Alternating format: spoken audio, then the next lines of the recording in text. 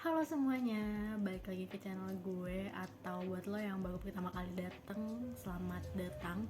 Semoga lo suka sama konten-konten yang ada di channel ini, karena gue buat dengan sepenuh hati. Dan minggu ini gue masih dengan konten yang sama, yaitu Begituit. Dan sekarang udah episode 7. Semoga kalian gak bosan-bosan ya mantengin channel gue dan segala perkontenannya. Tanpa basa-basi, kita langsung mulai aja ritual kita.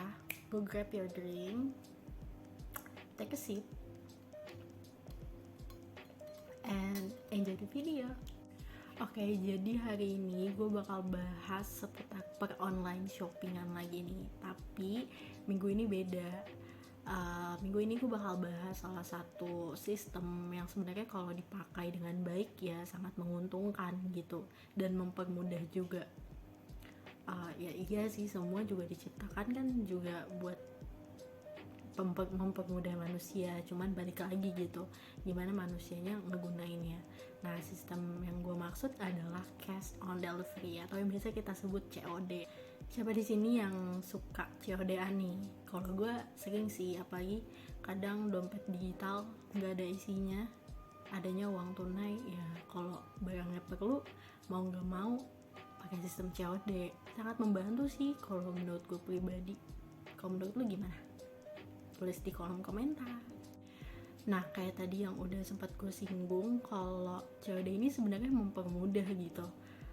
Kalau yang kasusnya kayak gue yang dompet digitalnya nggak ada saldo, adanya tunai, ya pasti pakai COD. Atau yang misalnya orang tua yang belum ngerti bayar secara online, pasti sistem ini bakal membantu banget.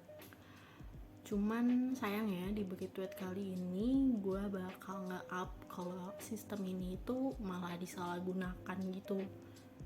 Gimana ya kasusnya? Penasaran gak? Oke, kita langsung masuk aja ke kasus yang pertama. Oke, jadi kita langsung masuk ke kasus yang pertama. Kasus ini dari akun Diva MF7. Nah, dia cerita kalau orang tuanya itu suka lihat-lihat perkara rumah tangga di e-commerce, dan secara tiba-tiba ada satu paket COD-an datang ke rumahnya. Padahal orang tuanya itu nggak mesen apa-apa, dan diterima sama adiknya. Karena mungkin adiknya juga tahu gitu kalau orang tuanya mungkin pesen gitu, tapi ya enggak. Terus karena adiknya taunya itu punya orang tuanya, ya jadinya dibayar, dan nominalnya itu hampir 1 juta. Wah, gila. Dan bersyukur banget kasus yang pertama ini udah selesai, karena yang bersangkutan udah komplain dan uangnya juga udah dibalikin. Pay attention buat last sentence yang FYI pengirim barang perusahaan dari Cina, karena ini bakal gue singgung lagi nanti. Oke, kasus yang kedua itu ada dari akun Patetik. Jadi dia cerita tentang teman kerjanya yang katanya tuh tiba-tiba dapat paket COD gitu, dan yang terima itu orang tuanya. Kirain kan punya anaknya ya, jadi diterima dan dibayar gitu. Terus pas dibuka, isinya itu baju bekas semua. Udah di scam, isinya nggak worth it. Aduh bun. Oke, lanjut ke kasus yang ketiga. Ini ada dari akun Nindava. Jadi dia cerita kalau bapaknya ini pernah 2 kali dapet paket COD-an, dan totalnya itu 200.000 atas nama bapaknya gitu. Terus sebulan kemudian dapat lagi tuh paket atas nama bapaknya, tapi nggak diterima karena udah belajar dari kesalahan. Inilah bun, pentingnya belajar dari kesalahan. Jangan sampai kita mau untuk ditipu berulang-ulang kali. Waduh, serem banget ya friend. Makanya kita harus ekstra hati-hati nih supaya kita nggak jadi korban scam selanjutnya. Nah, untuk itu seperti biasa gue bakal kasih tips-tips yang barangkali berguna supaya kita nggak jadi korban selanjutnya. Tips yang pertama, tolong biasain banget setiap kalian menerima paket itu alamat kalian digunting-gunting atau disobek sampai gak kelihatan gitu isinya.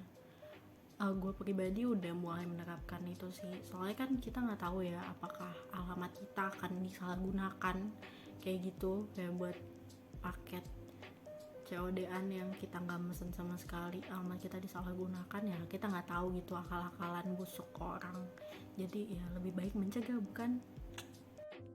Agaknya tips yang pertama ini terbantahkan karena ternyata emang ada seller nakal yang emang udah punya data-data kita dan disalahgunakan gitu. Tapi ya nggak ada salahnya buat dilakuin, nothing tulus juga sih. Tapi kalau masih nggak yakin sama tips yang pertama, tenang aja, gue masih ada tips yang lainnya yang bisa lo terapin. Oke. Tips yang kedua, kalau kalian nerima paket COD gitu atau orang rumah kalian, bener-bener harus dipastiin gitu kalau emang ada orang rumah yang pesan paket. Jangan main diterima aja. Dan balik lagi ke poin yang nomor 1, bisa aja nama dan alamatnya bener, tapi ya kita nggak pesen. Jadi ya bener-bener harus dipastiin kalau emang ada orang rumah atau nama yang bersangkutan itu pesan paket tersebut. Dan ya ditanya dulu, jangan main diterima, pokoknya dipastiin sebelum kurirnya itu lepas tangan. Dan tips yang ketiga atau tips yang terakhir ini berlaku buat kalian yang sering keluar rumah dan sering belanja online gitu. Biasain banget ngomong sama orang rumah kalau nanti ada paket yang datang atau kalian gak pesan paket, tolong jangan diterima ya gitu. Jadi biasain komunikasikan itu sama orang-orang rumah. Jadi walaupun kalian gak ada di rumah, tapi orang rumah tuh tahu kalau kalian tuh ada paket atau gak ada paket gitu.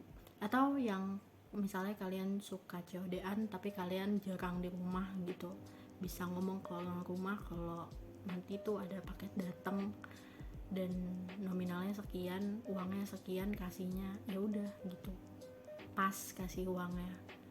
Jangan yang kurangan, kalau ntar kelabakan. Maksudnya 200.000 tiba-tiba cuma kasih duit 50.000, ya nombok dong orang rumah. Tapi bukan masalah nombok juga sih, dan ini tuh hal-hal kayak gitu untuk mencegah kurir nakal juga yang suka kasih tarif lebih dari yang seharusnya gitu. Jadi ya lebih baik mencegah, bukan? Jadi harus komunikasikan semua dengan baik. Nah mungkin itu 3 tips yang bisa gue kasih buat kalian agar terhindar dari akal-akalan lecek oknum yang gak bertanggung jawab.